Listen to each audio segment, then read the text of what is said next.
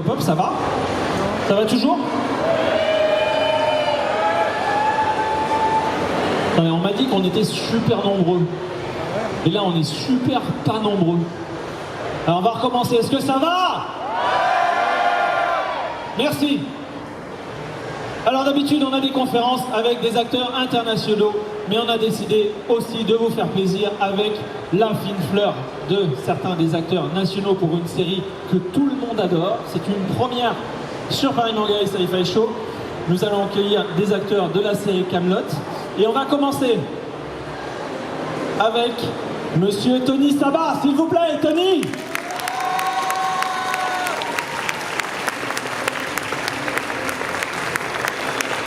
Bienvenue, Tony.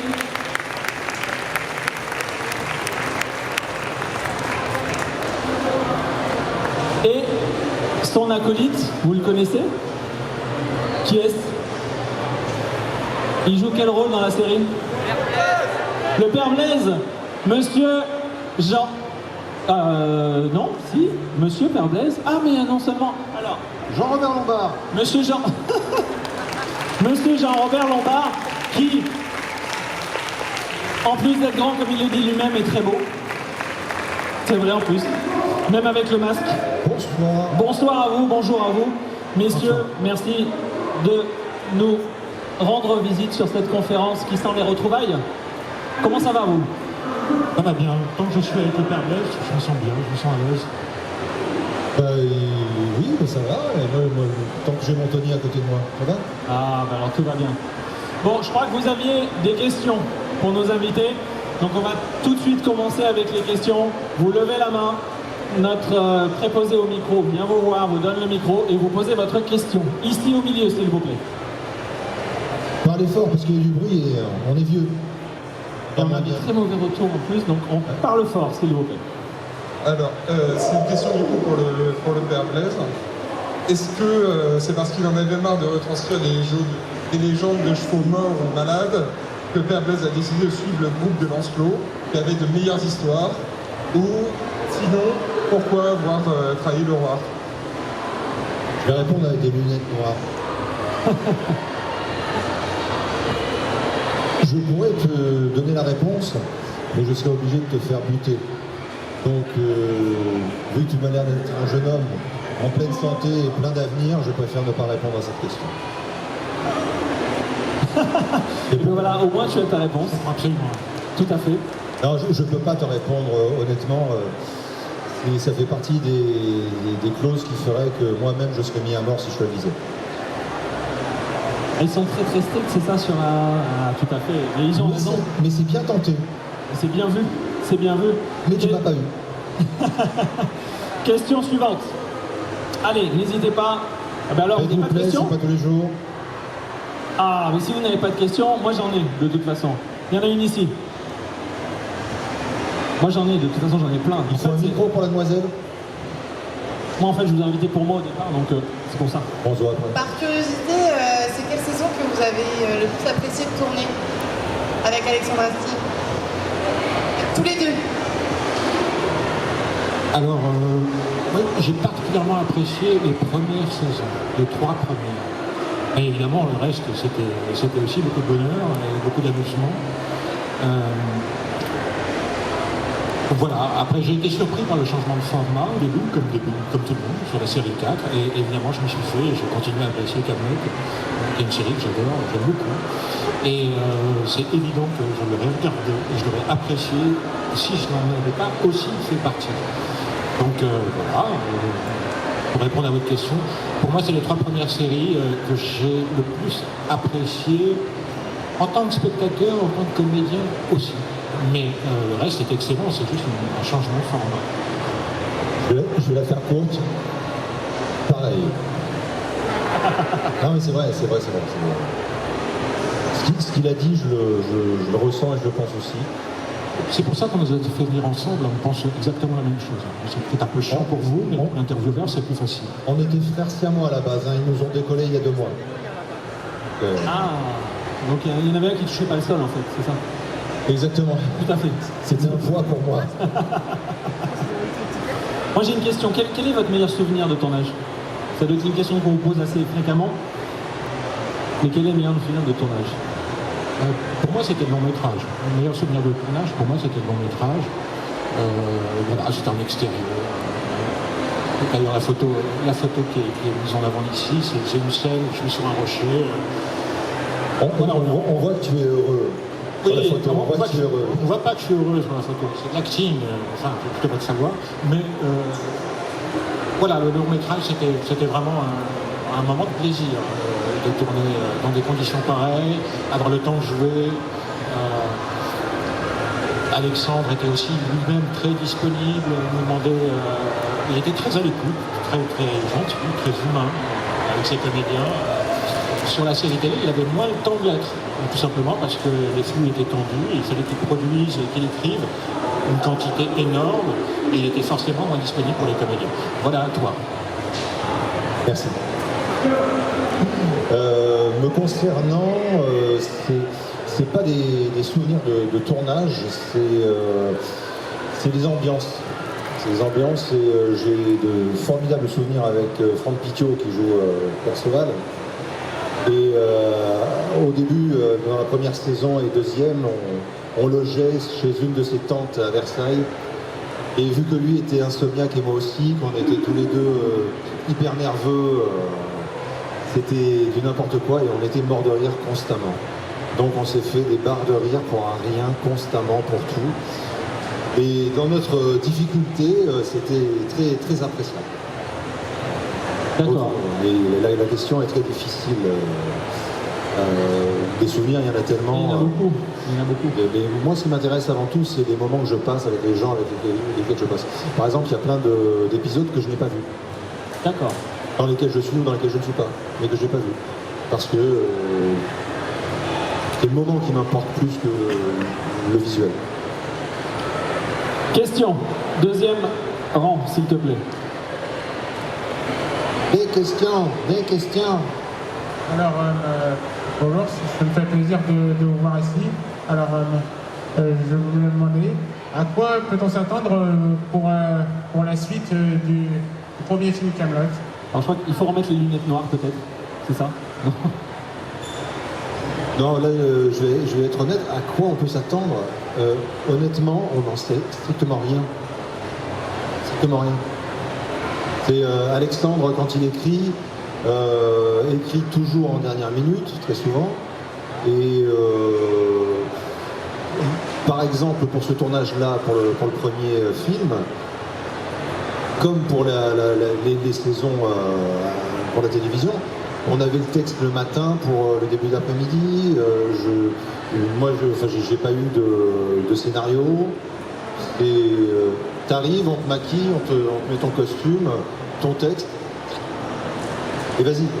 C'est une sorte de parachutage. Et moi, ça me va très bien, comme ça évite de cogiter, de trop réfléchir. Ça permet d'être plus instinctif, plus vrai dans ce qu'on fait.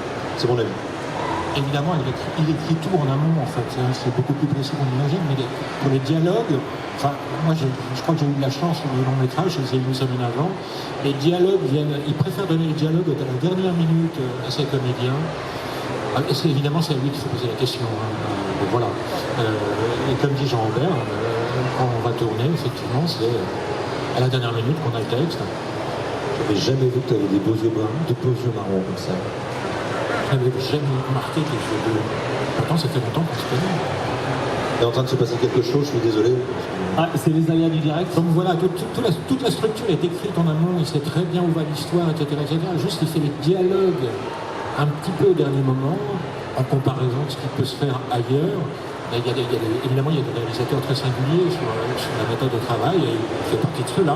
Donc, une fois qu'on s'y est fait, et c'est agréable. On ne sait même pas ce qu'on va faire, on arrive, on a quelques phrases très bien écrites à dire et qui correspondent à ce qu'on est, en tout cas à notre personnage.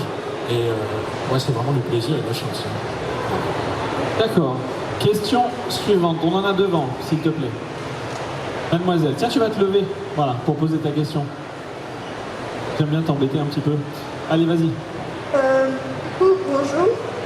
Bonjour. Bonjour, comment ça va? Ça va? Courage. Tout d'abord, c'est un honneur de vous rencontrer. Non, c'est pas un honneur, c'est un plaisir. Un plaisir, c'est ça, c'est un plaisir. Mais j'avais une question du coup, c'est si du coup vous deviez regarder la série d'un œil extérieur en tant que spectateur, quel serait votre personnage préféré et pourquoi?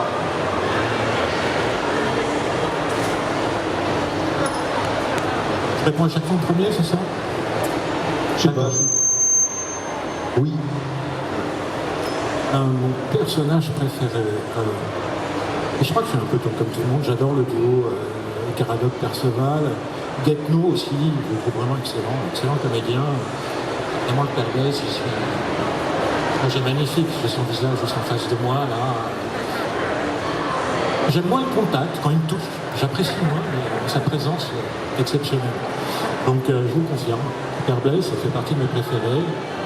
Allez, s'il fallait un ordre, Perceval, non, le Père Blaise, pardon, Perceval et Guettenot. Ben, je suis pas loin de ce résultat, tu vois, comme quoi tu parles pour moi aussi. J'aurais mis donc le personnage de Perceval. Mon Tony, qu'on voit à mon sens pas assez dans la série, et qui est quelqu'un d'intrinsèquement drôle. Et que même quand je suis sérieux, je suis drôle.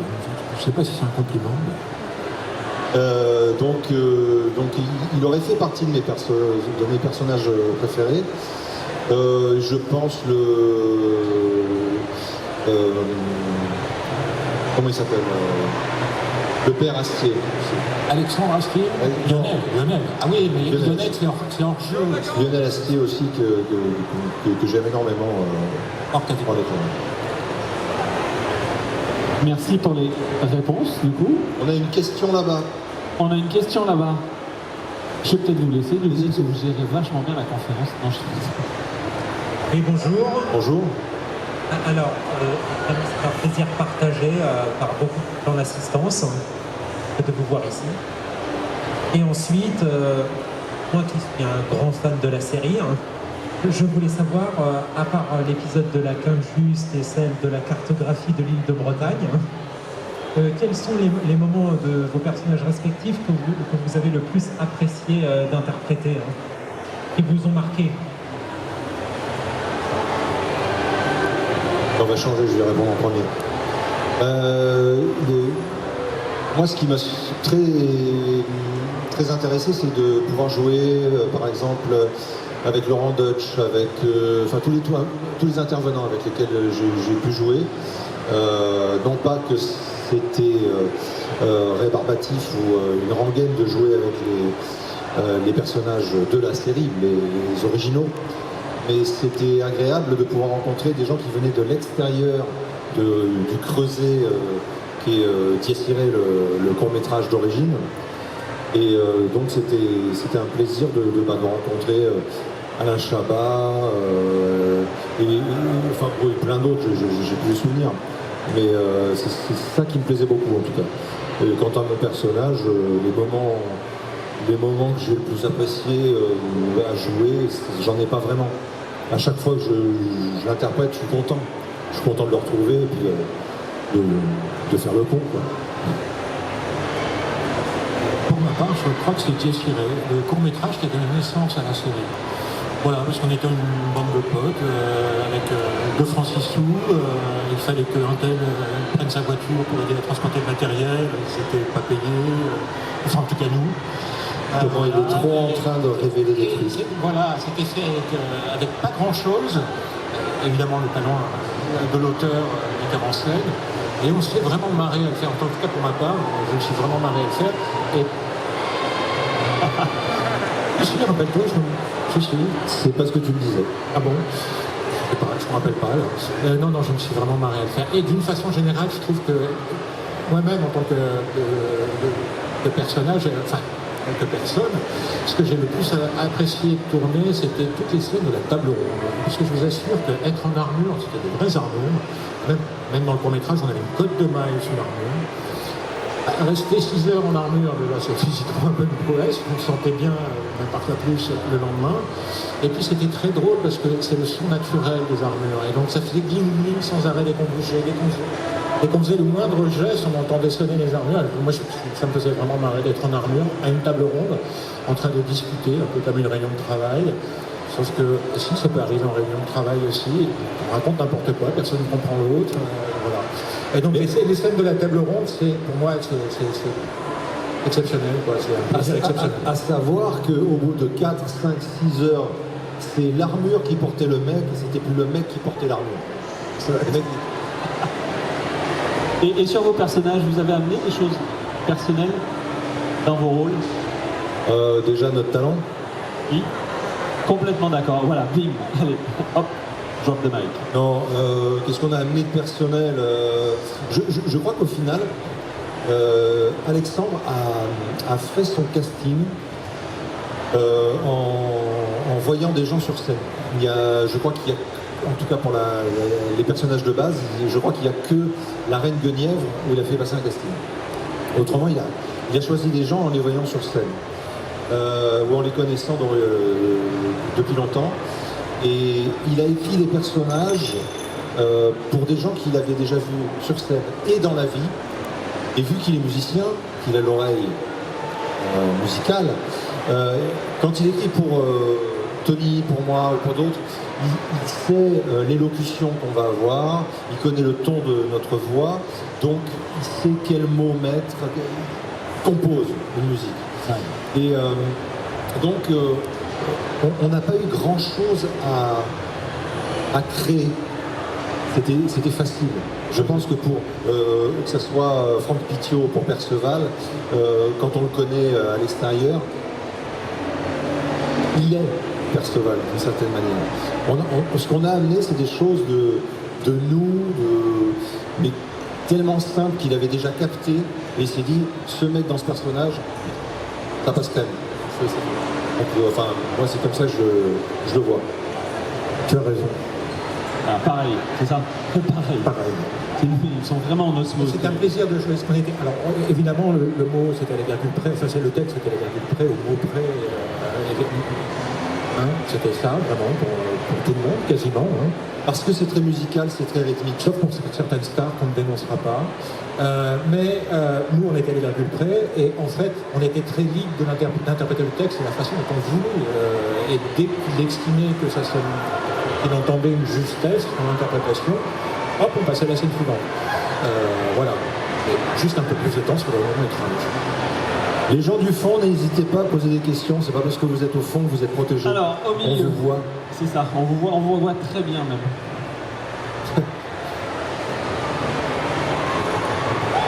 Déjà bonjour. Voilà. Bonjour. Je voulais continuer sur la lancée des dialogues que vous avez Astier. Quelle serait votre réplique préférée de vos personnages respectifs?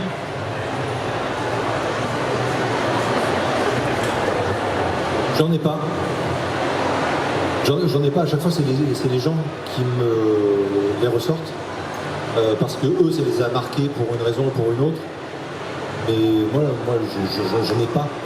Comme je disais tout à l'heure, c'est le plaisir que j'ai au moment où je tourne la scène avec les gens avec qui je suis.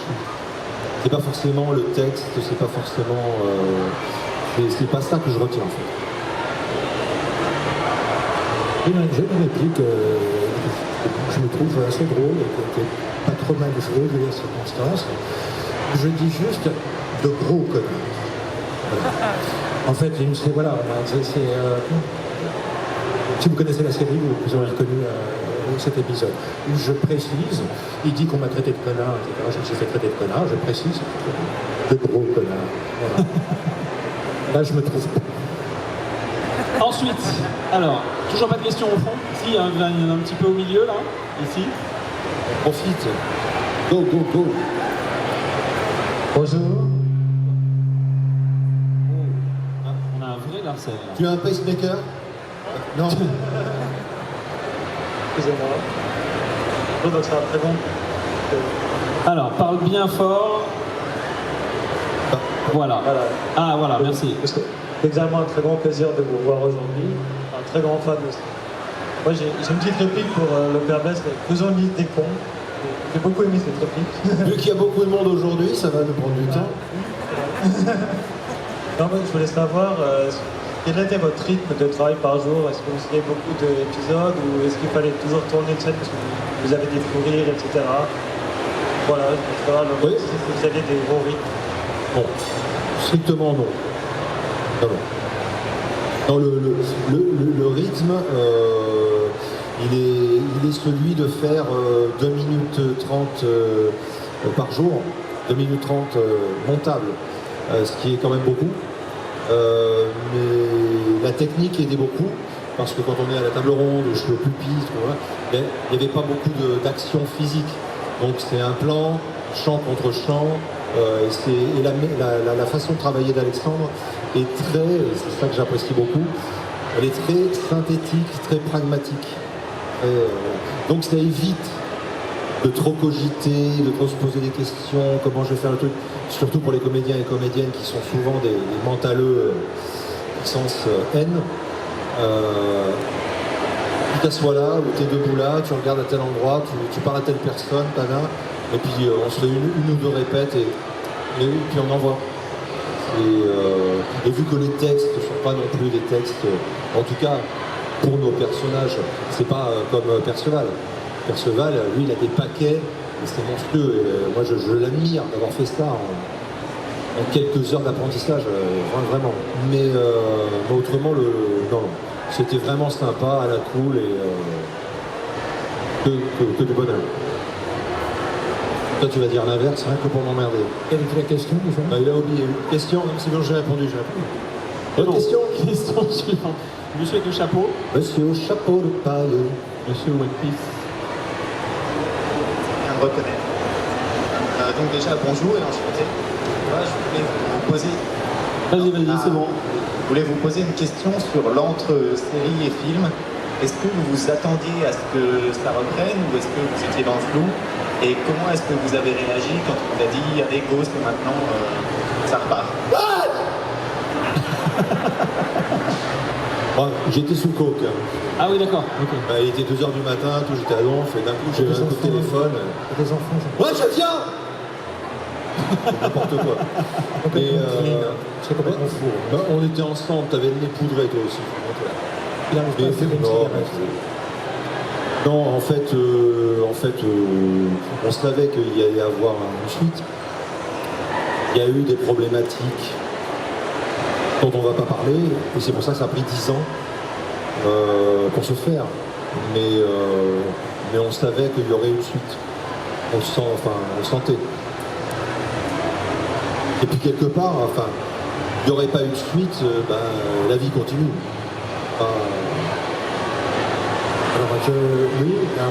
Je faisais aussi partie du staff de la production, j'ai eu un peu de travail sur la production, j'étais documentaliste, j'étais répétiteur, j'ai fait des choses comme ça, et je savais qu'il voulait faire des longs-métrages. Il le disait déjà, et déjà à l'époque, peut-être pendant la saison 2, je crois, il disait qu'il voulait faire une trilogie. Donc il avait déjà ce projet en tête. Voilà, pourquoi on a dû attendre tous aussi longtemps? Je pense que vous avez des débuts de réponse sur le net que vous allez pouvoir trouver très facilement et qu'on ne commentera pas. Et évidemment, j'ai eu la même réaction que Jean-Robert quand on m'a appelé pour le tournage. Voilà. Donc je sens... voilà. Enfin voilà. C'est tout, merci. Ok, on continue. Alors il y a de plus en plus de questions, c'est bien. Lâchez-vous. Vous avez trouvé comment lever la main? Ici. Oui. Alors bonjour. Bonjour. Moi j'avais juste une question. Viens dans le micro. En fait, je me posais une question. Vous parliez avant du rythme des dialogues. Est-ce qu'Alexandre Astier vous donne une certaine liberté sur les dialogues eux-mêmes? Est-ce que vous pouvez changer certains dialogues? Alors lui dira non, moi je vais dire oui, mais c'est moi que j'ai raison. En fait, Alexandre donne un texte et si on a besoin de le changer pour une raison X ou Y, je parle d'expérience personnelle, quand il refuse, c'est toujours étayé. C'est pas j'ai écrit un texte, c'est moi qui ai écrit le texte, toi tu es comédien seulement, et gna gna. Il n'y a pas un problème d'ego. si la rythmique est bonne, si ça ne change pas le sens et ce qu'il veut produire comme effet, que vous changiez un petit peu du moment que ça vous permet d'être plus libre dans votre manière de jouer, il n'y aura pas de problème. Et s'il refuse, ce sera toujours étayé, parce que ça change quelque chose à ce qu'il a voulu produire comme effet, etc. etc. Tony? Alors, pour ma part, je n'ai jamais demandé à changer ni un mot, ni une virgule. Voilà. J'avais pas envie de perdre ma place, peut-être. Non, il n'y avait rien à changer. Franchement, c'était très facile à jouer. Ça coulait de source, encore une fois. Et quand il vous connaît, quand il vous connaît en dehors du plateau, d'un plateau, etc., il vous écoute parler, il écoute votre vocabulaire, et c'est toujours en rapport avec ce que vous êtes, en tout cas pour cette aventure-là, Kaamelott, et il écrit des choses qui est en rapport avec une musique qu'il a déjà entendue, qui vous a déjà entendu prononcer. Donc, je n'ai pas eu une virgule à changer pour ma part. Voilà. Allez, on continue. On a le monsieur là avec les mitaines. C'est ça. Vous faites trop de bruit là-bas. On se calme. On s'entend plus. Voilà. Bonjour. Alors, en référence à la série, quel est l'adjectif qui vous définit le mieux? Le plancton. Pour le père Blaise, c'est compliqué parce que chacun ressent quelque chose par rapport à ce personnage, suivant son vécu, suivant son... Voilà, bon, il y a des généralités aussi, mais qu'est-ce qu'on dira? Blasé, un côté blasé, un côté un peu comme ça, ouais. C'est vrai qu'il est souvent blasé. À côté, bon, on n'a pas le choix, tant pis. Résigné. Résigné, voilà. Et le père Blaise blasé, c'est pas mal. Voilà. C'est pas mal. Très bien. Ensuite. Il n'y a aucune question sur la gauche. Non, ils dorment là. Faut les laisser, ils sont en hibernation pour le moment. Ils attendent quelqu'un d'autre, je crois. C'est ça. Non. Excusez-nous, on part dans pas longtemps. Voilà, on termine et puis après, voilà. On fait vite. N'hésitez pas parce qu'après ce sera trop tard, hein. Faudra pas venir me demander. Il y a une demoiselle là-bas qui a déjà posé une question mais qui est très gourmande. Attends. De questions. Oui. Bonjour et merci à vous. Alors moi c'est très simple. Question pour Monsieur Lombard. Quand vous avez reçu le script et l'énorme changement qu'il y a eu par rapport à votre personnage qui est littéralement passé du côté obscur de la force. Alors je vais t'arrêter tout de suite parce que tu ne m'as pas écouté. Si. Non, j'ai pas reçu le scénario, j'ai rien reçu du tout. Oui. Je l'ai dit tout à l'heure. Alors si tu es là pour ne pas écouter ce qu'on dit, vas-y, pose ta question. Désolé. Est-ce que, quand vous avez lu le script et que vous avez su ce changement radical, est-ce que vous avez été content, déçu de ce changement, de cette traîtrise même? Infâme traîtrise? Honnêtement, rien à foutre. Ce qui m'a fait plaisir, c'est que j'avais un super costume. J'ai kiffé mon costume. Comme Lancelot, donc super costume. Joker. Mais non, j'avais un super costume. Et honnêtement, je n'ai pas le choix. J'ai pas le choix. Donc il faut être philosophe et se dire, bon il me met dans telle situation. Qu'est-ce que je fais avec cette situation? Mais non, j'étais ni content, ni pas content d'être là où j'étais. Déjà, j'y étais. Déjà pas mal. Mais tu es passé dans le côté obscur quand même. Ouais, je suis passé du côté obscur, mais à la limite, ça peut être sympa, ça peut être marrant. Merci à vous. Certains grands méchants sont plus appréciés que les gentils. Et moi, je rêve de faire des rôles de fils de leur maman sur le trottoir. Le fils de méchant. Voilà. Ouais, le fils de méchant, oui. Mais c'est... Déjà, j'ai pas la gueule ni l'âge pour faire les jeunes premiers. Si je peux jouer des gros... Tout est possible. Voilà, tout est possible. Devant. Il y avait une question de la demoiselle. Une question là-bas. Attends, elle est où la demoiselle? Elle est là à droite. Devant à droite. Devant à droite. Ah, ici. Merci de m'accorder cette deuxième question. Oui, je suis célibataire. Ouais.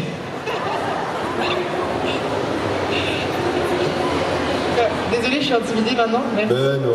Mais c'était pour savoir, par curiosité, si cette expérience, ça vous avait rendu un peu plus intéressé, je sais pas, est-ce que vous aviez développé un intérêt particulier pour les légendes des chevaliers de la table ronde ou pas forcément? Pas forcément. Alors, j'avais déjà lu un peu des choses sur les légendes de la table ronde, et oui, après j'en ai vu un peu plus, mais je m'intéressais à ça. Donc, jeune, j'ai fait des jeux de rôle, j'ai joué à Donjons et Dragons, quand j'étais tout minot, etc. Donc voilà, j'avais lu Chrétien de Troyes avant d'arriver sur le plateau, mais bon, ça n'a pas fait moi le meilleur comédien, hein, parce que vu ce qu'on m'avait dit, ça n'avait à peu près aucun rapport. Mais oui, je me suis intéressé à la légende, et j'imagine que c'est aussi ce qui fait plaisir au public, c'est que c'est très documenté sur la légende en fait. Voilà. Donc, et il reprend vraiment la légende du cycle arthurien, l'ajoute, il reprend les différents personnages et puis il ajoute son grain de sel. Et voilà, quelque part, il honore tous les auteurs qui ont participé à la transmission de cette légende, tout simplement, ce mythe. C'était long. Tu t'es emmerdé un peu là. Hein. Ouais, un petit peu. Désolé. Toujours pas de questions sur la gauche? Si, il y en a une. Il suffit Une fois, deux fois, trois fois, il y en avait une là-bas sur la droite, là j'ai vu à un moment. Ouais, mais il a payé plus cher. Lui. Bonjour. Bonjour. Je suis ravi de vous rencontrer déjà. C'est un honneur. Je voulais savoir, quel est pour vous l'acteur hors caméra le plus drôle? En tout cas, le plus emprunt un peu de... L'acteur hors caméra? Oui, le plus emprunt de tournage. Jean-Robert Lombard. Mensonge. Bill Vezet. Mais c'est un tracé qui ne fait pas exprès. Le plus drôle... Non, je fais partie des drôles quand même, mais pour moi, Franck Pitiot, définitivement, avec qui j'ai tellement ri.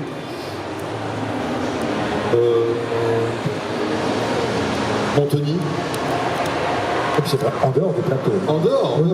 Non, sur le plateau, t'es chier. Toujours sérieux. Hors du plateau, c'est un bon camarade. Ça se tend pas du tout. Voilà. Mais pas du tout. Mais les plus drôles, ouais, pour moi, c'était Tony et Franck. Ensuite, une autre question. Alors, personne n'a couché avec personne, hein, d'ailleurs. Non, parce que là, on commence à rentrer dans l'intime, là, des trucs. On est tous une... Il y a une demoiselle là en blanc. Ah, tu repères beaucoup les demoiselles quand même. Non, je vois, c'est tout. J'ai des yeux et je vois quand même main de vous. Un tracé. La demoiselle là. Là-bas. Bonjour. Bonjour.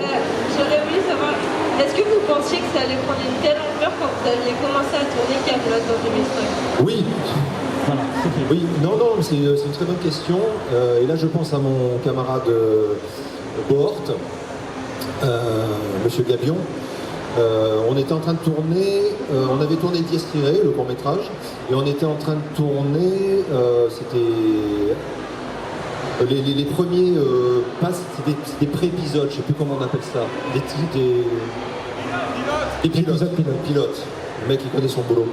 Et des pilotes. Et on avait cette discussion avec donc Bohort, je vais dire Bohort, et je lui ai dit dès le début, je suis convaincu que ça va avoir un succès immense. Je l'ai senti et j'ai vu la qualité d'écriture d'Alexandre, j'ai vu aussi la qualité des comédiens dont il s'entourait et je me suis dit il y a un besoin, il y a une envie pour quelque chose comme ça. Et dès le début, je savais que ça allait marcher. Alors moi, pas.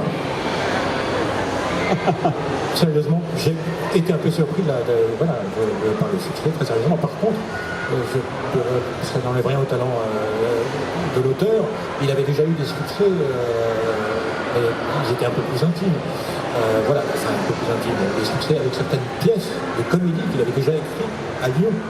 Donc, et qu'il avait joué presque à guichet fermé des mois et des mois, juste sur le bouche à oreille. Donc, voilà, par contre, vous dire que la série allait être un succès après les premières diffusions, moi pas, je ne savais pas du tout, j'étais vraiment pensé que si ça allait se terminer 2 semaines après, j'en savais rien.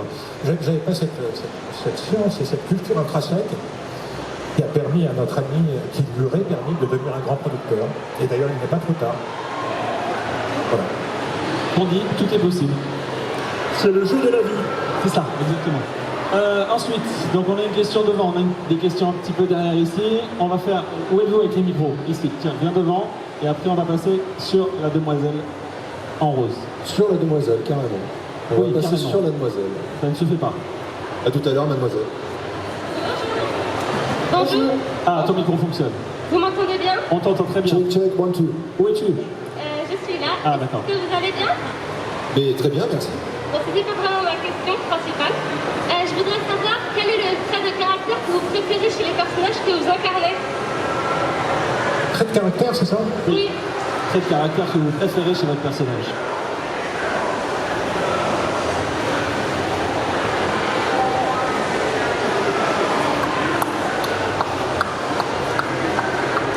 Désolé, je sais pas, il faut mais voilà, c'est celui-là. Voilà. Distrait, un peu absent. Oh, c'est magnifique. C'est bien, c'est parce que t'as plu là-bas. Non, c'est bien. C'est meilleur qu'une réponse. C'est pas mal. Hein. C'est meilleur qu'une réponse. Ce que j'ai dit tout à l'heure, le côté blasé, un peu comme ça, machin, désabusé. Désabusé, c'est bien, ouais. C'est bien désabusé. Qui est très très marrant à jouer, parce qu'il est pas très loin de moi au final. Ensuite, la petite demoiselle. Bonjour. Bonjour. Déjà, c'était vraiment génial que vous êtes venu à la Paris Manga, et un énorme merci. J'aurais une question, c'est quoi la scène la plus difficile que vous avez eue à tourner? Les scènes de sexe. Avec Tony. Et finalement, il les a pas retenus. J'étais en armure. Ouais. On se demande pourquoi. J'en ai bavé. C'était... Ah putain, merde, il y a des enfants. Ouais, bah c'est pas grave. Fallait pas les amener. Voilà. Ok, très bien. Non, non, les scènes les plus difficiles à tourner, c'est... j'ai pas eu de scène difficile. C'était... Honnêtement, j'avais vraiment que du plaisir à faire ça, et il n'y a pas eu de scène difficile pour moi. En tout cas. Ah, ça s'appelle le talent. Non, ça s'appelle le plaisir. Oui, j'ai pas eu de scène physique difficile en extérieur, enfin très peu, peut-être dans la saison 9, où on était en extérieur, il neigeait, machin. Ouais, bah, il fait froid, on t'apporte des trucs pour t'habiller, tu vas dans la tente, c'est chauffé. Enfin, faut arrêter de râler, quoi. Encore une fois, c'était tellement bien écrit qu'un débutant pourrait jouer. Il pourrait faire jouer un débutant, Alexandre, et vous pourriez le croire comédien assez facilement. Enfin, le moment difficile, en fait, c'était sur Jess Tiré, qui était aussi un de mes moments préférés sur Camelot, c'était le court-métrage à l'origine de la série. Il y avait des scènes en extérieur et aussi on n'avait pas de loge, donc on était en extérieur, en dehors des tables rondes, on sortait de la table ronde, il y avait juste un petit peu intérieur, tout le reste était extérieur, et en fait il faisait beau. Et porter une armure, une vraie armure de plaque, avec une cotte de maille dessus, quand il fait chaud et qu'il fait beau, et je vous assure, c'est un truc, c'est vraiment un truc, quoi. C'est vraiment, il faut être physiquement préparé, être cascadeur, voilà, ce qui n'était pas mon cas. Et donc c'était assez drôle, hein. À un moment, on aurait pu faire cuire un œuf sur l'armure. Donc voilà, se battre au soleil sous une armure pareille, je suis pas sûr qu'il faisait ça, vraiment. Hein. C'était plus de la para, en tout cas, avec ce type d'armure. Voilà. Je remercie de porter une robe de bure seulement, en coton fin. Ok. On continue, on a encore quelques questions, on a un petit peu de temps pour les questions. Profitez-en, ils seront pas là tout le temps. Allez. Bon, maintenant, attention, mesdames et messieurs. Il y a toujours les mêmes en fait. Une question, alors, il y en a qui dorment questions. là, il y en a qui dorment là, et il y en a qui dorment là. On en a un à gauche. On a un monsieur on en là. a deux à gauche. Là. Ils n'ont pas encore parlé. Ils ont plus l'habitude en fait. C'est ça aussi. Quel personnage aurait aimé vous interpréter autre que le vôtre? Quel personnage aurais-tu aimé interpréter autre que le tien? Ah, c'est une question qui s'adresse à moi, non? C'est Daniel qui s'adresse à nous deux. Moi, j'avais dit le Père Blaise. J'ai dit le Père Blaise dans une interview. Oui, on m'avait posé la question. J'avais dit le Père Blaise, parce que c'est... Et moi, j'ai jamais dit ton rôle. Parce que c'est très dur. Quand on reste des heures en armure assis à la table ronde, on ne peut pas se gratter. On peut se gratter nulle part quand on est en armure. Alors que lui, il était en robe. Et non, mais ça, c'est parce que tu as une hygiène où il voulait, quand il voulait. C'était vraiment... Voilà. Il avait vraiment une situation privilégiée pendant les tables rondes. On était tous en armure et lui pas. Non, honnêtement, j'aurais pas dit non à Merlin. Ah, sorti de son contexte. Ça part en vrille. Aucun journaliste ne note cette phrase juste comme ça. J'aurais pas dit non à jouer le rôle de Merlin, presque, ou celui de Léo Dagan. J'aurais bien aimé être Léo Dagan aussi. Ah oui. Ouais. Irremplaçable, le Monestier. Irremplaçable, le Monestier. Oh, personne n'est irremplaçable. C'était un peu... Ouais. Personne n'est irremplaçable. Comédien expérience Bientôt, sur on le l'a déjà plateau. dit. Bon, voilà. Ok. Ensuite, bon, on a toujours une question devant. On en a une au milieu qui est... Enfin, un monsieur, pardon, au milieu qui avait une question.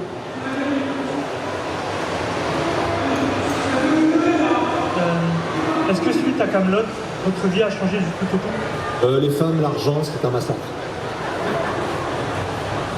Non, mais c'est une question, je réponds, voilà. Alors, je suis millionnaire, t'as vu les cernes, là, je suis épuisé, je sais plus où donner. J'en peux plus. Je vais répondre sérieusement, comme ça va faire un contraste. Toi aussi, les femmes et l'argent, ça a été... Moi aussi, c'était épouvantable, tout ça. C'était très dur. Ne faites pas ce métier, c'est épuisant. Très sérieusement, non, ça n'a rien changé. En tout cas pour moi, le rôle était petit, les cachets très modestes.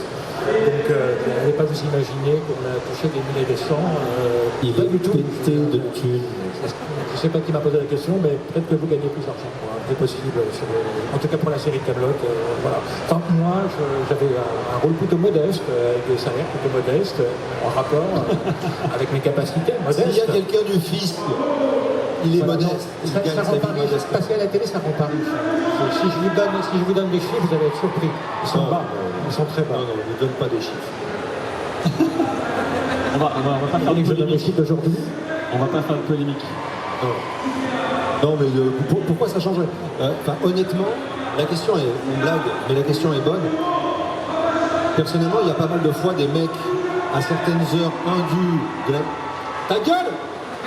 À certaines heures indues de la nuit, qui un peu bourrés m'ont dit ouais, mais toi, avec Kaamelott, les meufs, ça doit quoi? Tu vas arriver et une nana qui te plaît, tu vas arriver et lui dire tu connais Kaamelott? C'est ridicule. C'est ridicule, ça n'a pas de sens. Donc non. Ça marche pas comme ça en fait. Hein? Ça ne marche pas comme ça. Étrangement. C'est dommage, ce serait plus simple. Donc ça sent l'essai quand même. Ça a déjà été testé. J'ai paraît-il, non, mais le pire c'est que j'ai paraît-il fait ça une fois et je devais être bien bourré. Et on m'a appris ça 2-3 ans plus tard à un barbecue. Et c'était deux demoiselles, et ils m'ont dit si, on était sur la plage, j'étais venu, le machin, et tu nous as... Et j'ai dit, j'étais une merde à ce moment-là. Bourré sur la plage. J'ai eu honte. J'ai dit, je sais pas. Ouais, mais c'est dans mon sud natal, si tu fais un barbecue, ça descend sur la plage après, tu es un peu ruiné, tu vas te baigner, tu croises deux meufs, et bon, voilà, tu dis de la merde. Voilà, j'ai raconté ma vie. Ce qui est bien avec les conférences, avec donc, les acteurs francophones, c'est qu'il n'y a pas besoin de traduire. Mais il n'y a aussi pas de filtre. On aurait pu la faire en Tout va bien. On s'en fout, on est là pour... Soyons fous. Ah, j'ai vu qu'il y avait des mains qui s'étaient levées un peu par là. Hein. Voilà, ici. Odile! Vous pouvez baisser les bras. Bonjour. Bonjour. Ça va? Ça va pas mal. Bon, très bien. Un peu galère d'arriver jusqu'ici, mais ça va. Ah oui. Je voulais déjà dire à monsieur Hervé de Rinel qu'il est mon personnage préféré de Kaamelott depuis l'histoire du début de Kaamelott. Tu vois, c'était elle. C'était moi, c'est moi. C'est moi. Enfin vous vous rencontrez, ça me fait trop plaisir. Je suis hyper émue. Bon. Deuxième question qui était un peu en rapport avec celle de la personne précédente, c'est est-ce que vous deux, qui êtes comédiens de théâtre, quand même principalement, si je ne m'abuse, dans des choses moins populaires, entre guillemets, est-ce que ça vous fait 15 ans d'entendre parler par le grand but que de ça quand on vient vous aborder? Je n'ai pas compris la question, en tout cas pas la fin de la question, je suis un peu dur d'oreille. On n'a pas réussi à communiquer. En tout cas, il dit qu'il est très heureux de te rencontrer. Tu es sa fan et il te remercie. Il est très fatigué, hein, des vieux. Jean-Robert elle est aussi très contente, elle. Jean-Robert est comédien de théâtre. Moi, c'est pas mon cas. Je suis comédien dilettante plutôt. Voilà. J'ai pas fait ma carrière là-dedans. En tout cas, à un moment où je voulais manger, il a fallu que je choisisse autre chose. Donc, mais j'ai continué. Voilà, c'est une petite passion. Voilà. Donc, Jean-Robert, lui, est réellement comédien, peut-être. Arrête de parler de moi, je parlerai moi de tout à l'heure. Et donc, j'ai pas compris votre question. Hein. Il m'avait flatté, et je suis tombé amoureux et c'est fini. J'ai tout oublié après. Donc, Non, la question, c'est que... Son numéro est le 06 12 57 13 28 28. Et ça n'est pas le donner là maintenant, tout de suite. Enfin, et personne l'a noté, c'est bon. C'est bon. Non, ma question c'était sur... Beaucoup de comédiens de Kaamelott sont quand même comédiens de théâtre, oui, bien sûr. de base, beaucoup à Lyon, on le sait, tout ça. pour en avoir croisé beaucoup maintenant, je remarque que les gens, effectivement, alors qu'ils ont des carrières pour certains très fournies, on ne parle que de ça. Audrey Fleurot, par exemple. Audrey Fleurot, non mais Audrey Fleurot c'est encore différent, mais je pense à un Lionel Astier qui a quand même vendu en théâtre beaucoup, et à qui aujourd'hui pour le grand public c'est ça. Donc est-ce que, alors peut-être plus pour... On a toujours des rôles qui marquent, et vu ce qu'a été Kaamelott, la puissance évocatrice et la puissance drôlatique de cette série, c'est normal que énormément de gens se réfèrent à vous par ce rôle qui a été aussi prégnant dans leur imaginaire. Que ce soit normal, il n'y a pas de souci, c'est vrai que c'est normal, mais est-ce qu'au bout d'un moment, ça vous saoule? C'est ma question. Me concernant, je serais stupide de dire que ça me saoule, parce que c'est quand même plus sympa d'être reconnu pour le Père Blaise que pour le violeur de bébé qui est passé dans les infos, tu vois. Ça dépend du tempérament, on ne sait pas. Je le laisse, celui-là. Ce tempérament, je le laisse. Mais c'est un plaisir, comme c'est un plaisir d'être là et de partager avec vous. Pour moi, c'est un cercle vertueux. On échange du plaisir, du bonheur. Donc, ça fait 15 ans, j'ai fait plein d'autres trucs, y compris au théâtre et pas mal dans mon sud toulonnais. Mais c'est comme ça fait partie du jeu. Et la personne qui, même dans 10, 20 ans, sera saoulée quand on lui rappelle ce truc qu'elle a fait, c'est un con. Ok, ça me va. Et c'est bon. Ça te va, c'est vrai? Très bien. Allez, on attend pour une... Pardon, excuse-moi. Non, c'est bon. Non, parce que en fait, comme tout est filmé, on pourra retrouver le numéro de téléphone qui a été donné tout à l'heure. Tout comme pour la demoiselle, si tu veux donner le numéro de la chambre, etc. pour la demoiselle ici, c'est pas possible. J'habite à Paris, c'est ma chambre. Ah ben oui, c'est vrai en plus. Donc il habite à Paris, c'est sa chambre. Donc voilà, on donnera l'adresse plus tard. Non. On attend pour une dernière question. Qui veut poser la dernière question pour nos invités? C'était la dernière question. Et oui, il fait très bien. Il n'y a personne en fait qui veut poser des dernières questions. Vous êtes mou aujourd'hui, je vous trouve mou. Il va falloir il y a une demoiselle devant. Il y a toujours mais là, elle est gentille, la demoiselle devant. Mais il y a une autre demoiselle devant. Allez, tu as droit à la dernière question. Vas-y. À la condition de te lever. Et de te lever devant les caméras qui sont là derrière toi pour tout leur pourrir l'image. Exactement. C'est exactement ça. Vas-y, go. Pourrir leur l'image. Oh, plein de temps. Voilà. Eh bien, bonjour. Alors, attends, on recommence. Pendant les scènes de la table ronde, Alexandre Astier avait aussi une allure, comme les autres films. Comment c'était pour être devant la caméra et derrière la caméra en tant que réalisateur? Ça s'appelle le don d'ubiquité. Il est surpuissant. Il avait tellement, le texte était déjà très bien écrit et il n'avait pas réellement besoin de diriger en fait. Et donc même quand il était hors champ, il était plutôt silencieux, il veillait à ce que tout se passe normalement.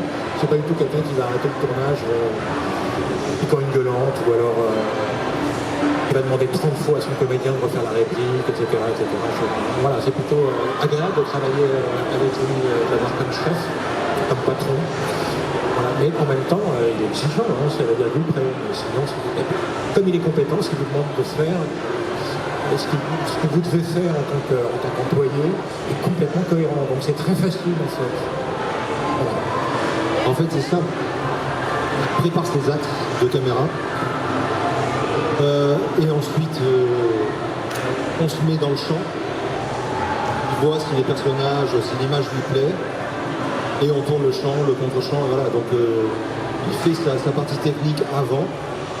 Et ensuite, une fois que le cadre est défini, il sait que toi tu vas être là, l'autre va être là, l'autre va être là, l'image est bonne, son cadre lui plaît, feu. Voilà. C'est pas plus dur que ça. Et voilà. Et c'est sur cette dernière petite... Tu voulais dire autre chose peut-être? Non, je ne sais pas. On ne saura pas du coup parce que je n'ai pas entendu, mais c'est pas... C'est sur cette dernière question qu'on va remercier nos deux invités pour cette intervention sur scène, s'il vous plaît, Jean-Robert Lombard et Tony Sabat, que l'on retrouve en dédicace, que l'on retrouve en photo, que l'on retrouve faites plein de choses en fait sur ce salon. Merci beaucoup. Encore merci. Au revoir. Allez, on les applaudit très fort, s'il vous plaît.